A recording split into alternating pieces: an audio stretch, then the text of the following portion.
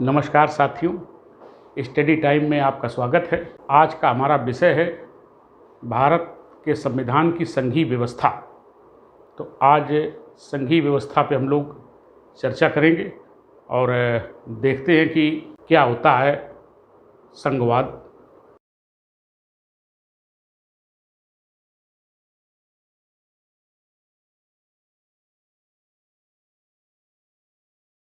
सबसे पहले साथियों, संघवाद क्या होता है, संघवाद का अर्थ हम लोग समझ लेते हैं।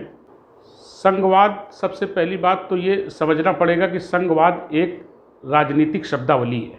राजनीतिक शब्दावली है और इस शब्दावली का संसार में सबसे प्रथम बार प्रयोग इसके इंग्लिश वर्जन फेडरलिज्म के रूप में अमेरिका में हुआ था, जब वहाँ का संविधान 1787 में बना था और 1789 में वो लागू हुआ। तो ये तभी से दुनिया में पहली बार ये संघवादी शब्द का इस्तेमाल राजनीतिक रूप से प्रारंभ माना जाता है। तो इंग्लिश में इसको फेडरलिज्म कहते हैं। तो अब ये हम जानते हैं कि ये संघवाद होता क्या है। तो अभी भारत के अर्थों में इसे न समझ करके अभी पूरे एक दुनिया के संदर्भ में, सारे संसार में जो एक सर्वमान्य संघवाद की विशेषता है, उसके रूप में इसको समझ लेते हैं।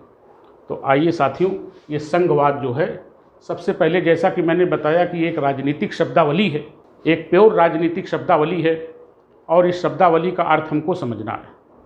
अब संघवाद, ये जैसे 5 उंगलियां हैं। अब आप जब इनको अलग अलग गिनते हैं तो 1, 2, 3, 4 और ये 5। अब ये 5 हो गई। अब ये पाँचों मिला दी जाएं, ये 5 उंगली मिला दी जाएं तो ये मुट्ठी बन गई।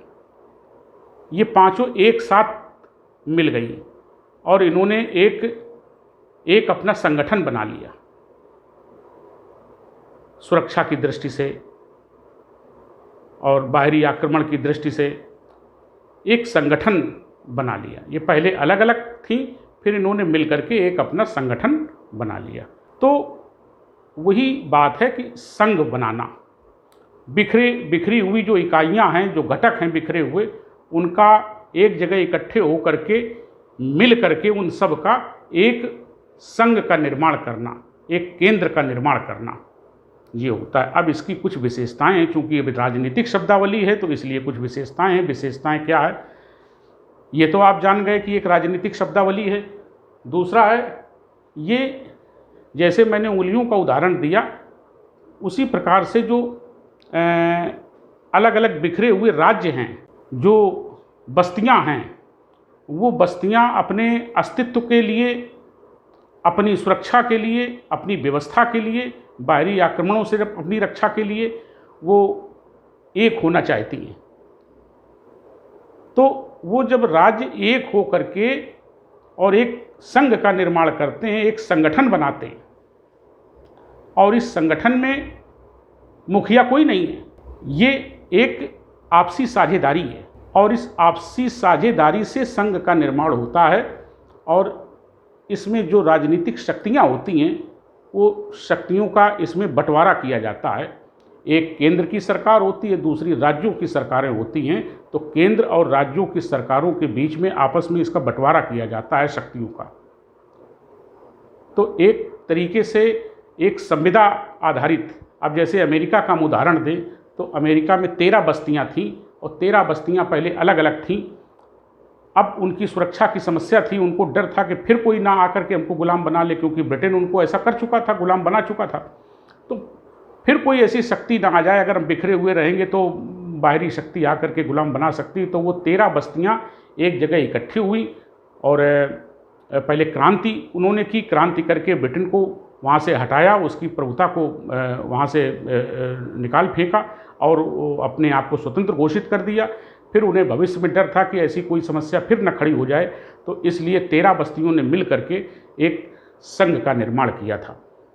और ये संघ का निर्माण 1787 में किया था और वो 13 बस्तियाँ, दरअसल वो सारे अधिकार केंद्र को ही नहीं देना चाहते थे। तो एक समझौता उनके बीच में हुआ था कि भाई कौन कितनी शक्ति लेगा, कितनी शक्ति केंद्र के पास रहेगी और कितनी शक्ति राज्यों के पास रहेगी। तो अमेरिका का जो संविधान है, वहाँ का जो संघवाद है, वो सौदेबाजी का, वो संविदा पर आधारित है, सौदेबाजी का संघवाद है।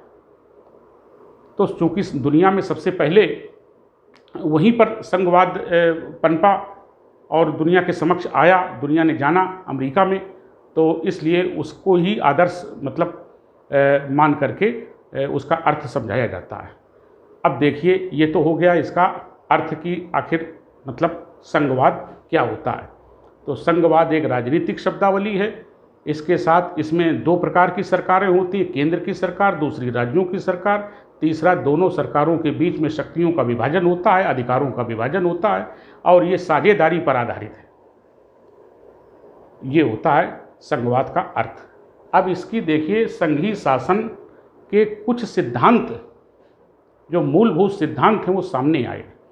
अब मूलभूत सिद्धांत इसमें जो सारी दुनिया में फेमस हैं, जो सारी दुनिया में मान्य हैं, और वो भारत के संविधान में भी मान्य हैं और दुनिया के अन्य किसी संविधान में भी वो सिद्धांत मान्य है, क्योंकि उसके लक्षण हैं। कोई भी संघवादी संघीय संविधान की अगर रचना कर रहा है तो ये जो लक्षण मैं बताने जा रहा हूँ, ये लक्षण उसमें अवश्य होने चाहिए। जैसे पहला लक्षण क्या है, पहली जो उसकी विशेषता है कि एक लिखित संविधान होना चाहिए। चूँकि अमेरिका में दुनिया में सबसे पहले वहाँ लिखित संविधान बना, लिखित संविधान और संघीय संविधान। तो संघवाद एक लिखित संविधान से ही जन्मा है, ये शब्द एक लिखित संविधान से ही पनपा है। इसलिए मतलब एक लिखित संविधान अवश्य होना चाहिए। अगर संघीय संविधान है तो उसका लिखित होना जरूरी है, क्योंकि इसमें साझेदारी होती है। एक केंद्र जो बनाया जा रहा है, एक संघ जो बनाया जा रहा है, उसके और राज्य की सरकारों के बीच में साझेदारी होती है, इसलिए वो लिखित रूप में होनी चाहिए, ना कि मुंह जबानी। तो संविधान का लिखित होना चाहिए, नंबर 1।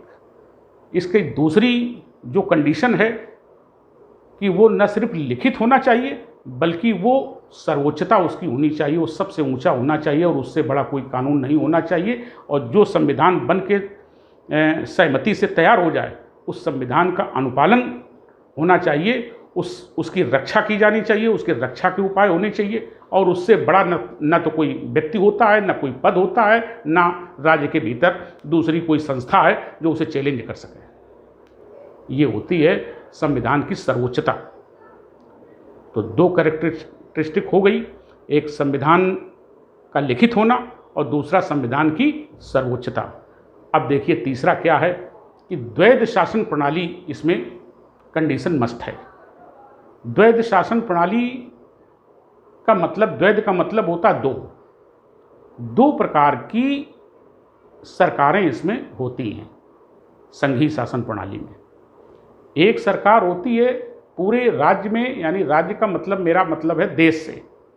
एक सरकार होती है पूरे देश में, वो एक ही होती है और उसको केंद्रीय सरकार कहते हैं, केंद्र की सरकार। और दूसरे उसके घटक राज्य जो हैं, जो उसके हिस्से जिससे मिलकर के संघ बना है, उन राज्यों की सरकारें। तो 2 प्रकार की सरकारें होना, ये इसके लक्षण में इसकी कंडीशन लगी हुई है कि 2 प्रकार की सरकारें होती हैं, एक केंद्र की सरकार, दूसरी राज्यों की सरकारें। अब चौथी कंडीशन क्या है? चौथी कंडीशन है कि केंद्र और राज्यों के बीच में शक्तियों का बंटवारा वो संविधान में लिखित होता है। तो शक्तियों का बंटवारा होना चाहिए, कितनी शक्तियां केंद्र अपने पास रखेगा और कितने अधिकार और शक्तियां राज्य की सरकारें अपने पास रखेंगी।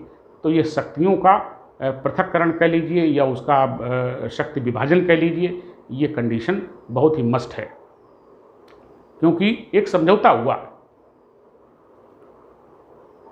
और जो अगली 5वीं कंडीशन है, वो कंडीशन भी बेहद महत्वपूर्ण है। और वो कंडीशन क्या है? एक स्वतंत्र और निष्पक्ष न्यायपालिका होनी चाहिए। एक ऐसी न्यायपालिका जिसके निर्णय सभी लोग माने, एक ऐसी न्यायपालिका जो किसी के दबाव में न हो, एक ऐसी न्यायपालिका जो निष्पक्ष सही अपना फैसला दे। तो साथियों, ये 5 कंडीशन जो है ये संघीय शासन प्रणाली के आधारभूत सिद्धांत कहे जाते हैं। और ये आधारभूत सिद्धांत यदि किसी देश के संविधान में बताए गए हैं, लिखे गए हैं और उनको समाहित किया गया है, तो हम ये मानते हैं कि उस देश में संघीय शासन प्रणाली है।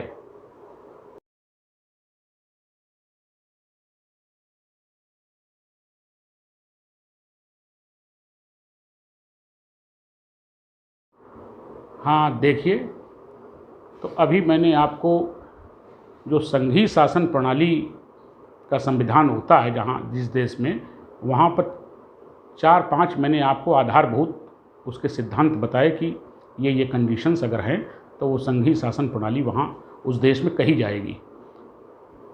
अब देखिए, भारत की बात करते हैं कि भारत में जो संघीय शासन प्रणाली अपनाई गई है वो अमेरिका के संविधान से नहीं अपनाई गई है, कनाडा के संविधान से अपनाई गई। भारत की संघीय प्रणाली कनाडा के संविधान से ली गई है और अमेरिका के संविधान में फेडरल शब्द का यूज़ हुआ है, लेकिन हमारे भारत के संविधान में यूनियन ऑफ स्टेट्स शब्द का यूज़ हुआ है। यूनियन ऑफ स्टेट्स में हिंदी में इसको कहते हैं राज्यों का संघ। भारत एक राज्यों का संघ होगा। तो देखिए, वो फेडरल शब्द अलग है, वो वहाँ का संविधान जो संघीय प्रणाली है वो समझौते पर आधारित है, वो सौदेबाजी पर आधारित है। हमारे देश में किसी प्रकार का राज्यों के साथ कोई समझौता नहीं हुआ है आपस में। यहाँ पर पहले एक केंद्रीय सरकार थी, तो ये ऊपर से आया है। ये केंद्र पहले बन चुका, वहाँ केंद्र बाद में बना, संघ बाद में बना। हमारे यहाँ संघ पहले से बन चुका, तो वो राज्यों को मिला करके संघ बना है। तो इसीलिए यूनियन ऑफ स्टेट्स शब्द का इस्तेमाल किया गया है। राज्यों का संघ होगा और ये किसी समझौते का परिणाम नहीं है। अब देखिए, हमारे भारत में जो संघीय प्रणाली है उसको पाश्चात्य जगत के जो राजनीतिक विचारक हैं, जो बहुत बड़े विद्वान कहे जाते हैं, जिन्होंने शोध किया है भारत के संविधान पर, उसमें से जो नाम आता है वो डॉक्टर केसी वियर का नाम आता है, जो इंग्लैंड के राजनीतिक विचारक थे। केसी वियर ने भारत के संविधान को अर्धसंघीय कहा है। अब इसका मतलब क्या हुआ? इसका मतलब ये है कि संघात्मकता के जो सारे लक्षण होने चाहिए, जो कंडीशन होनी चाहिए, वो सारी तो हैं, लेकिन इसके साथ साथ उसमें एकात्मक लक्षण भी बहुत हैं। एक, केंद्र की सरकार को ज़्यादा शक्तिशाली बनाया गया है, तो इसीलिए उन्होंने इसे अर्धसंघीय कह दिया है, यानी पूर्ण संघीय नहीं है, अर्धसंघीय।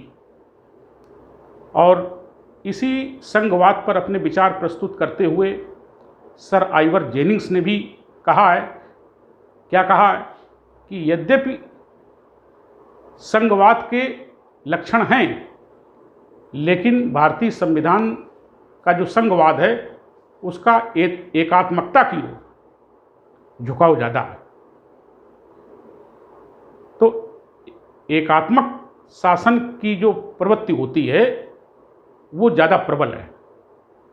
ये सर आइवर जेनिंग्स का कथन है। तो इस प्रकार से जो हमारा संघवाद है, संघवाद पर जो पाश्चात्य राजनीतिक विचारक हैं उन्होंने अपनी प्रतिक्रिया दी है, और ये प्रतिक्रिया बिल्कुल सही है कि हमारे भारत के संविधान में संघीय शासन प्रणाली को भी अपनाया गया है और साथ साथ उसमें एकात्मक शासन प्रणाली को भी अपनाया गया। एकात्मक शासन प्रणाली को हम अपने अगले वीडियो में बताएंगे कि क्या होती है, लेकिन फिलहाल मोटा मोटा आप ये समझ लीजिए कि केंद्र की सरकार को ज़्यादा शक्तिशाली बनाया गया। तो आपको मैंने कई तथ्य इसमें बताए, भारत के संविधान में जो संघीय प्रणाली किस प्रकार की है, कहाँ से ली गई है, कनाडा के संविधान से ली गई है। किस प्रकार की संघीय प्रणाली है? भारत का संविधान कैसा है? अर्धसंघीय है। अगर सर आइवर जेनिंग्स का कथन करें तो संघात्मकता के कुछ लक्षण अवश्य हैं, किंतु इसका प्रबल झुकाव मतलब एकात्मकता की ओर है। अब आइए देखते हैं कि आखिर हमारे देश में संघीय शासन प्रणाली की जरूरत क्यों पड़ी। दरअसल साथियों, संघीय शासन प्रणाली ऐसे देशों में अपनाई जाती है जो काफ़ी बड़े देश होते हैं, क्षेत्रफल में भी बड़े होते हैं और जनसंख्या के आकार प्रकार में भी वो बड़े होते हैं। तो ये प्रणाली जो है ये बड़े देशों के लिए ज़्यादा उपयुक्त है। तो आप देखिए कि हमारा देश भी एक बहुत बड़ा देश है, दुनिया के प्रमुख बड़े देशों में उसकी गिनती है और जनसंख्या तो सबसे ज़्यादा इसमें महत्वपूर्ण है, और जनसंख्या तो विश्व में दूसरे स्थान पर हमारा देश आता है। तो नंबर एक, ये क्यों अपनानी पड़ी संघीय प्रणाली? क्योंकि भारत एक बहुत बड़ा देश है, और दूसरा ये विविधताओं से भरा हुआ है। इसमें विभिन्न भाषाएं बोली जाती हैं, विभिन्न धर्म हैं, इसमें भिन्न भिन्न प्रकार की संस्कृतियां हैं। तो अगर कोई केंद्रीय सरकार अगर बना दी जाती, एकात्मक शासन में एक सरकार होती है, और यदि कोई एक सरकार बना दी जाती यानी एकात्मक शासन व्यवस्था हो जाती, तो उस सरकार की क्या गारंटी है कि विविधताओं से भरे हुए इस देश को वो संभाल के लेके चल पाती, उसको एकता के सूत्र में बांध पाती। साथियों, अगर संघीय प्रणाली नहीं अपनाई जाती, एकात्मक शासन प्रणाली अगर अपनाई जाती, तो ये देश बिखर जाता। आप दक्षिण भारत में देख लीजिए, वहाँ पर तेलुगु भाषा है, कन्नड़ भाषा है, तमिल भाषा है, ये भाषाएं बोली जाती है, मलयालम भाषा बोली जाती है। ये विविध भाषाएं, वहाँ का कल्चर ही अलग है। आप पूर्वोत्तर के राज्यों में देख लीजिए, वहाँ का भी कल्चर अलग है, वहाँ भी भाषाएं अलग अलग बोली जाती हैं। हिंदी भाषा तो अपने भारत के कुछ राज्य जो बीच में पड़ते हैं भारत के, वहाँ इसका चलन है। ये बात सही है कि ये सघन आबादी का क्षेत्र है, यहाँ पर हिंदी भाषी लोग बहुत ज़्यादा हैं, लेकिन हमें पूरे भारत को लेकर चलना है। तो अगर हम उनकी भाषाओं का सम्मान नहीं करेंगे तो हम राज्य पुनर्गठन में बड़ी समस्या आ रही थी। ये बड़ा चैलेंज था, और संविधान निर्माता इसको जानते थे कि राज्यों के पुनर्गठन में ये समस्या आएगी। तो इसलिए मतलब संघीय प्रणाली का अपनाया जाना बेहद ज़रूरी था। और इसके अलावा अगर हम देखें तो राज्यों के पुनर्गठन की समस्या आती, और क्षेत्रवाद और जातिवाद की भी समस्या हमारे देश में शुरू से रही है। क्षेत्रवाद का मतलब होता है कि जिस क्षेत्र में लोग रहते हैं तो अपने क्षेत्र के प्रति वो विशेष लगाव रखते हैं। तो ऐसे में अगर कोई नेता या कोई सरकारें अगर भड़क उठती हैं, वो भड़का देती हैं या अग्रेसिव कर देती है लोगों को, तो वो अपने क्षेत्र के प्रति, अब आप देखिए भारत में बहुदलीय शासन प्रणाली है, और जो क्षेत्रीय राजनीतिक दल हैं वो कितने प्रबल हैं। आप खुद इस चीज़ से समझ सकते हैं कि क्षेत्रीय दल, अब पश्चिम बंगाल में देख लीजिए ममता बनर्जी क्षेत्रीय दल है। इसके बाद उड़ीसा में देख लीजिए नवीन पटनायक का क्षेत्रीय दल है, वहाँ भी। दक्षिण भारत में बहुत सारे क्षेत्रीय दल हैं, उत्तर भारत में भी क्षेत्रीय दल हैं। तो क्षेत्रीय दल का प्रभाव इसीलिए बढ़ा क्योंकि क्षेत्रवाद है। लोगों को तुम पूरे देश के लिए क्या नीतियां बना रहे, लोगों को इससे मतलब नहीं होता। आप हमारे क्षेत्र के लिए क्या कर रहे हैं, इससे मतलब होता है। हमारे राज्य के लिए केंद्र क्या कर रहा है, इससे मतलब होता है। तो यही होता है क्षेत्रवाद। तो क्षेत्रवाद की समस्या रही है शुरू से, और यही कारण है कि भारत में जो क्षेत्रीय राजनीतिक दल हैं वो काफ़ी शक्तिशाली हैं, प्रबल हैं। इसके बाद जातिवाद की समस्या। जातिवाद इतना हावी है कि अगर केंद्र जाति की अनदेखी करती है, और उन जो निचली जातियां हैं या ओबीसी की जातियां हैं और या जनजातियां हैं, अगर उनके विषय में कोई उनके हितों पर कानून नहीं बनाती है, तो ये बड़ा विस्फोटक रूप ले सकता है जातिवाद। तो इसीलिए मतलब ये जरूरी नहीं था कि अगर एकात्मक शासन प्रणाली अपनाई जाए तो उसकी क्या गारंटी है कि जो केंद्र में जो केंद्रीय सरकार एक होगी उसमें जो लोग बैठे होंगे वो इतने बड़े विविधताओं से भरे हुए इस देश को लेकर चल पाएंगे। और जाहिर सी बात है कि वो नहीं चलेंगे लेकर के, क्योंकि हमारे देश के लोग, नेता हो या जनता हो, अभी इतने परिपक्व नहीं थे उस समय, अभी भी नहीं है। तो ये देश बिखर जाएगा। इसलिए संघीय प्रणाली का अपनाया जाना ठीक था, क्योंकि उसमें दो प्रकार की सरकारें होती, एक केंद्र की सरकार, दूसरी राज्यों की सरकार। शक्तियों का बंटवारा होता है और वो अपने अपने राज्यों में अपने अपने ढंग से कानून बना करके शासन करें और लोगों को लाभ दें। इसलिए संघीय प्रणाली अपनाई गई।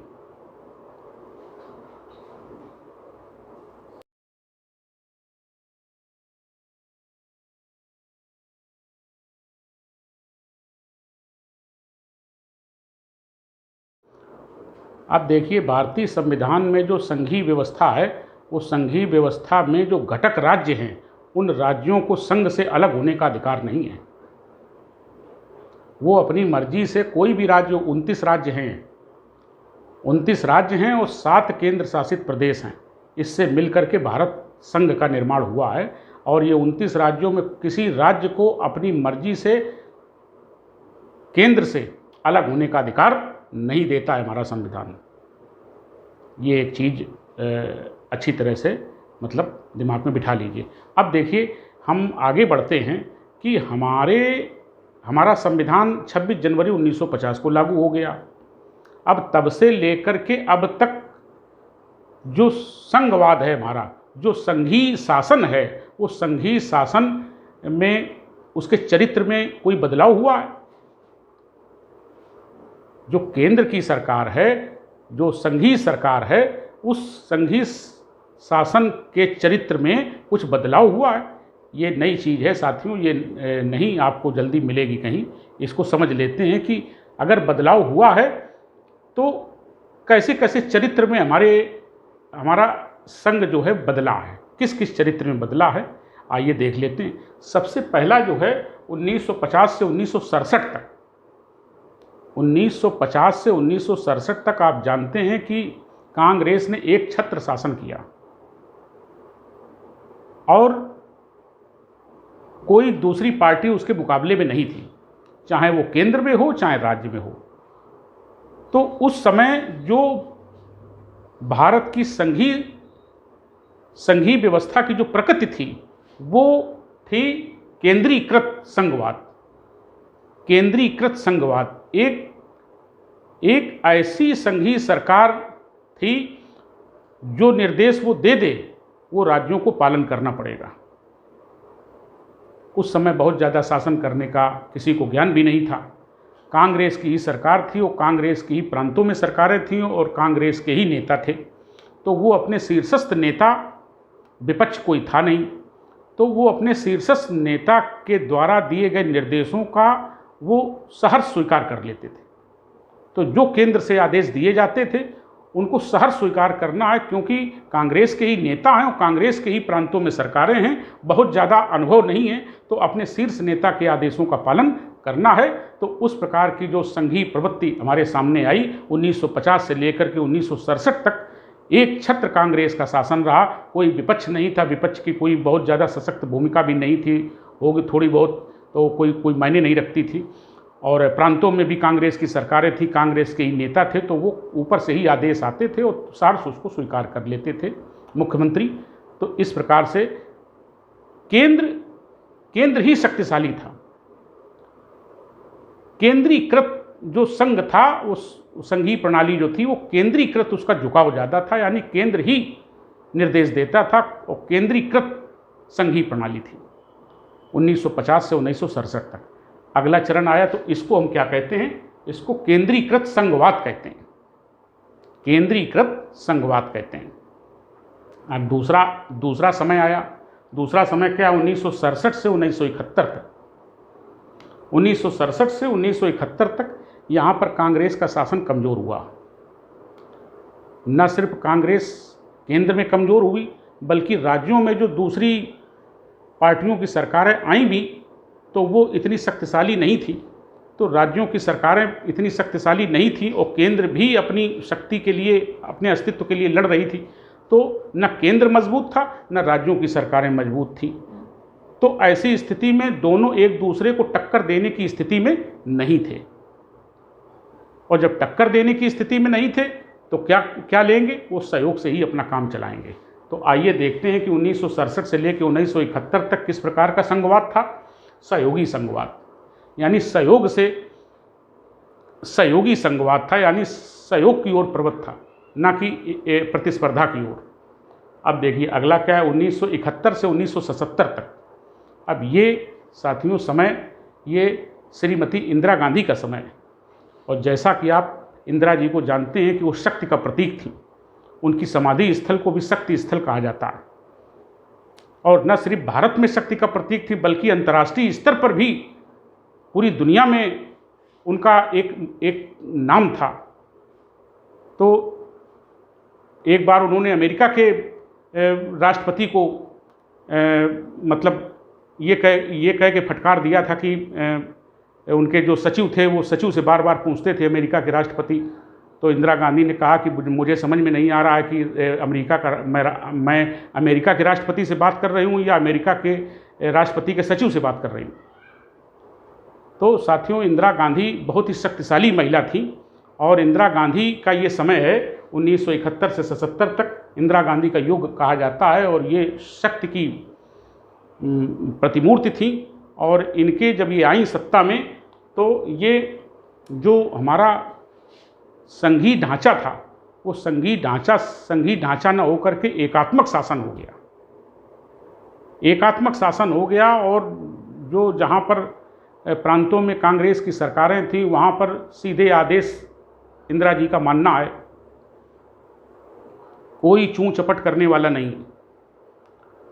तो संघवाद का चरित्र जो है वो संघवाद ही नहीं रहा, वो एकात्मक मतलब संघवाद हो गया। केंद्र के ही निर्देश, केंद्र के आदेश, केंद्र के कानून मान्य होंगे, उनका कोई विरोध नहीं करेगा, वो बिल्कुल सहर्ष स्वीकार होंगे। अब देखिए अगला 1996 से, तो ये आपने समझ लिया, ये एकात्मक संघवाद हो गया। इंदिरा गांधी के युग में एकात्मक संघवाद, जो संघवाद की प्रकृति थी वो एकात्मक हो गई, एक तरफा हो गई। 1996 से 2014 तक, 1996 से 2014 तक ये गठबंधन का दौर था। केंद्र में गठबंधन की सरकारें बनती रहीं। तो गठबंधन की जब सरकारें केंद्र में बनती हैं तो वो उसमें खींचातानी ज़्यादा होती है, और अपने अपने समाज के हितों के लिए कानून बनवाने का दबाव पड़ता है सरकार पर। और वो गठबंधन की सरकारें होती हैं तो गठबंधन की सरकार में दूसरे दलों के भी लोग मंत्रिपरिषद में शामिल होते हैं, उससे और ज़्यादा दबाव बनता है। तो ये गठबंधन का युग माना जाता है, और जब गठबंधन का युग होता है तो अपने अपने हितों की तरफ ध्यान देते हैं राजनीतिक दल। तो ये सौदेबाजी का संघ हो गया। ये सौदेबाजी से ये यानी हमारे संघीय शासन की जो प्रकृति है वो सौदेबाजी की हो गई। तो सौदेबाजी का संघवाद। तो देखिए साथियों ये किन किन रूपों में ये 1950 से लेकर अब तक चला। 1950 से लेकर 67 तक चला केंद्रीकृत संघवाद, 1967 से 71 तक चला सहयोगी संघवाद, 1971 से 77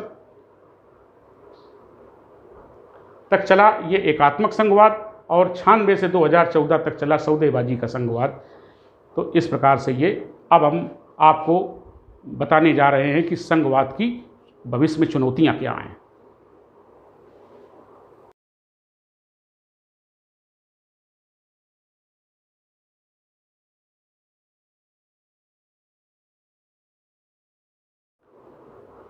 अब देखिए साथियों, हमारे आज के इस मौजूदा दौर में जो हमारा संघवाद है, जो संघीय ढांचा है, उस संघीय ढांचे के रास्ते में आने वाली चुनौतियां कौन कौन सी हैं।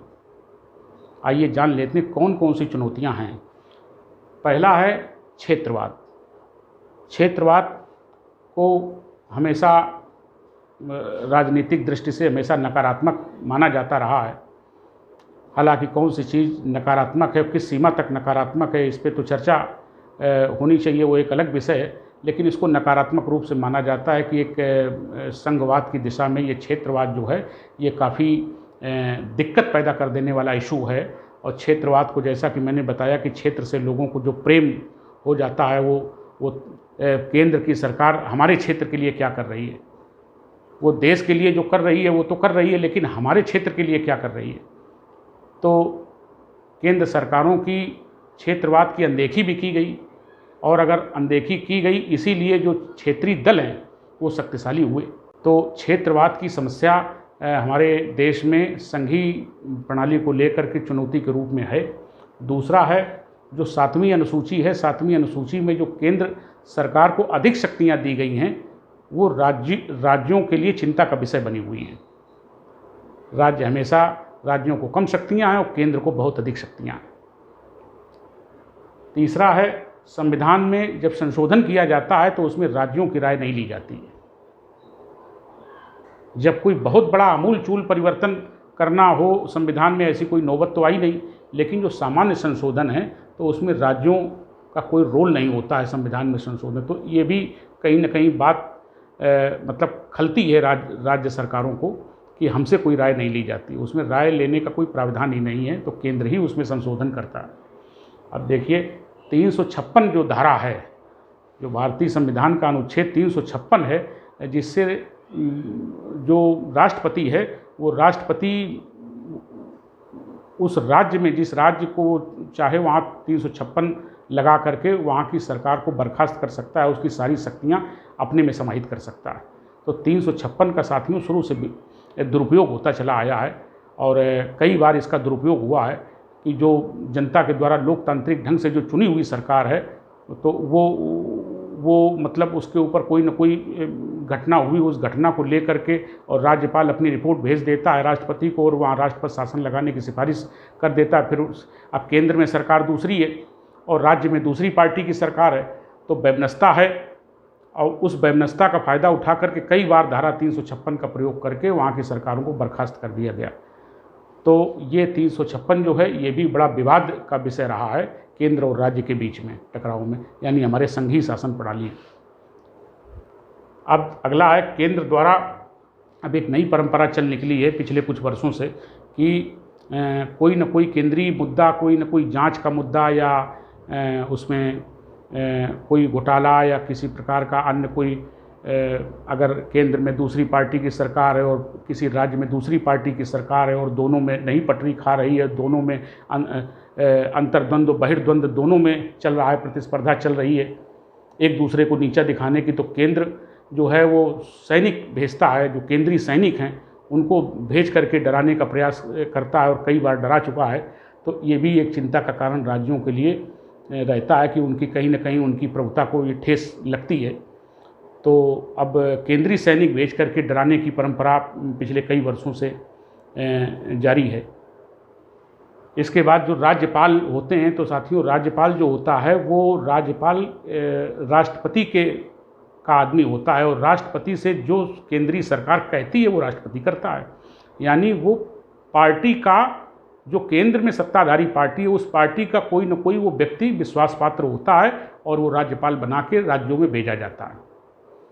अब वहाँ दूसरी पार्टी की सरकार है उस राज्य में, तो वो जो अपना काम सही ढंग से स्वतंत्रता पूर्वक जो सरकार करना चाहती है वो नहीं कर पाती है, और राज्यपाल और सरकार यानी राज्यपाल और मुख्यमंत्री के बीच में मतभेद हमेशा रहते हैं। अभी आप पश्चिम बंगाल का मैं आपको उदाहरण दूं तो पश्चिम बंगाल की जो मुख्यमंत्री हैं वो ममता बनर्जी, और वहाँ के जो राज्यपाल हैं वो राष्ट्रपति के द्वारा भेजे जाते हैं, और केंद्र में भाजपा का शासन है तो वो भाजपा के व्यक्ति हैं।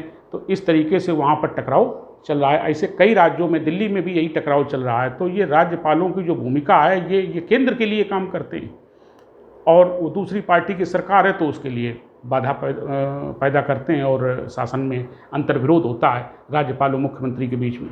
तो ये तमाम कारण हैं जो हमारे संघवाद को, संघीय व्यवस्था को चुनौती दे रहे हैं। तो भविष्य में देते चले आए और भविष्य में भी ये चुनौतियाँ बनी रहेंगी। तो साथियों ये संघवाद पर मैंने जितना ज़्यादा से ज़्यादा बताया जा सकता था मैंने संघवाद पर आपको बताया, और अगले वीडियो में हम जो है वो एकात्मक, जो भारत के संविधान में एकात्मक लक्षण हैं उन पर चर्चा करेंगे। तब तक के लिए मुझे इजाज़त दीजिए। नमस्कार।